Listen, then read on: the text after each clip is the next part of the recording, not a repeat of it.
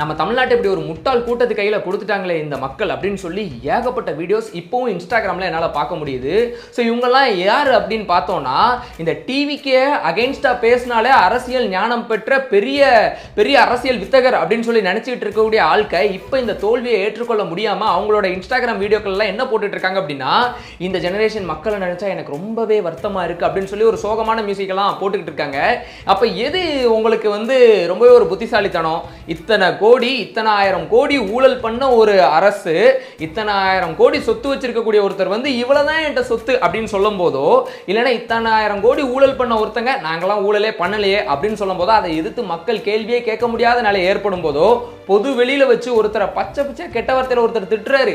அவர் யாருன்னு பார்த்தா DMK காரர். So இப்படி ஏகப்பட்ட விஷயங்கள், சட்டம் ஒழுங்கு கேட்கவே வேணாம். இப்படி ஒரு நேரத்தில் இருந்த இடத்துல இப்ப மாற்றத்துக்காக மக்கள் வாக்களிச்சிருக்காங்கன்னா, அதுல இப்படி ஒரு முட்டாள் கூட்டத்து கையில கொடுத்துட்டாங்களே, எனக்கு புரியல. இன்னும் நீங்க நிறைய கதறணும்னு நினைக்கிறீங்க. பேசிக் திங் என்னன்னா, இப்படி இந்த டிவிக்கு அகைன்ஸ்டா பேசினாவோ இல்ல மாற்றத்துக்கு யாராவது வந்தாங்கன்னா அவங்களுக்கு அகைன்ஸ்டா பேசினாவே அதுதான் அரசியல் ஞானம் அப்படின்னு நினைச்சிட்டு இருந்தாங்கன்னா, கண்டிப்பா மாறி வந்தவங்க நல்லவங்க. நீங்க தான் இன்னும் மாறணும்னு நினைக்கிறேன். அண்ட் அதுலயும் கமெண்ட் செக்ஷன்ல நிறைய பேர் எப்பா இப்படி ஆயிடுச்சு, இந்த ஜெனரேஷன் மக்கள் நினைச்சா எனக்கு ஒரே பரிதாபமா இருக்கு, எனக்கு புரியல.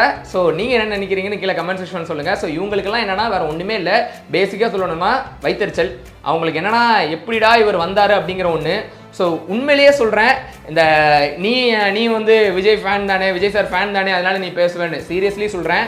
அவங்க கொடுத்த அத்தனை வாக்குறுதிகளும் இப்போ நம்ம கையிலேயே இருக்குது. ஸோ அந்த அத்தனை வாக்குறுதிகளையும் நிறைவேற்றுறாங்களா இல்லையா அப்படிங்கிறதெல்லாம் பார்ப்போம். ஸோ அது எல்லாத்துக்குமே தொடர்ச்சியாக வீடியோ போடுவோம். ஸோ இந்த கட்சியை விமர்சிக்கலாம். நான் ஆரம்பத்தில் இருந்தே நம்ம சேனலில் ஒன்று சொல்லிக்கிட்டே இருப்பேன், நம்ம மக்களோட பெரிய வியாதி மறதி அப்படின்னு சொல்லிட்டு. கூடவே இன்னொன்று சொல்லுவேன், இந்த கட்சிகள்லாம் இருக்கு இல்லையா, ஸோ அவங்களுக்கு தைரியமே என்னன்னா யாரும் நம்மளை எதிர்த்து கேட்க மாட்டாங்க அப்படிங்கிற தைரியம் தான். இப்போ எதிர்த்து கேட்க ஒருத்தன் வந்திருக்கான். இந்த ரெண்டு கட்சிக்கும் எதிர்த்து கேட்க ஒருத்தர் வந்திருக்காரு அப்படிங்கும்போது தான் ரொம்பவே ஒரு சந்தோஷமா இருக்கு. ஸோ மக்களே, தயவு செஞ்சு அந்த மாதிரி ரீல்ஸ் போடுறவங்களுக்குள்ள போயிட்டு நீங்களும் கமெண்ட் பண்ணா அது உங்களோட அரசியல் ஞானத்தை காட்டும் அப்படின்னு சொல்லி நினைச்சுறாங்க. தயவு செஞ்சு அப்படிலாம் ஒண்ணுமே இல்லை. இங்க பீப்புள் சேஞ்சை நோக்கி போயிருக்காங்க. ஸோ அது ஒரு விக்டரியை தரும் சொல்லி நம்புவோம். நல்ல ஒரு தமிழ்நாடை இவங்களால அமைக்க முடியும். தமிழ்நாடை நல்ல ஒரு பாதையில் கொண்டு போக முடியும்னு நினைப்போம். இதுக்கு முன்னாடி இருந்தவங்க கொண்டு போலங்க. லாஸ்ட் இதில் பார்த்தீங்கன்னா கிட்டத்தட்ட 4.25 லட்சம் கோடி கடன். ஸோ அது எப்படி நீங்கள் தமிழ்நாடு தான் பார்த்தீங்கன்னா இந்தியாவிலே ஃபர்ஸ்ட் எதில் கடன் அதிகமாக வாங்கினதில்ல. உத்தரப்பிரதேசம் பிஜேபின்னு பயமுறுத்துனாங்க. ஆனால் பார்த்தா இந்தியாவிலே ஃபர்ஸ்ட் வந்துருச்சு. ஸோ அதனால எதுக்கும் கலங்க வேண்டாம், சும்மா இதெல்லாம் போட்டுட்டு இருக்காங்க. ஸோ அதெல்லாம் ஃப்ரீயாக விடுங்க. இந்த வெற்றி ஒரு ஹிஸ்டாரிக் வெற்றி அப்படிங்கிறதுல எந்த ஒரு மாற்றமும் கிடையாது.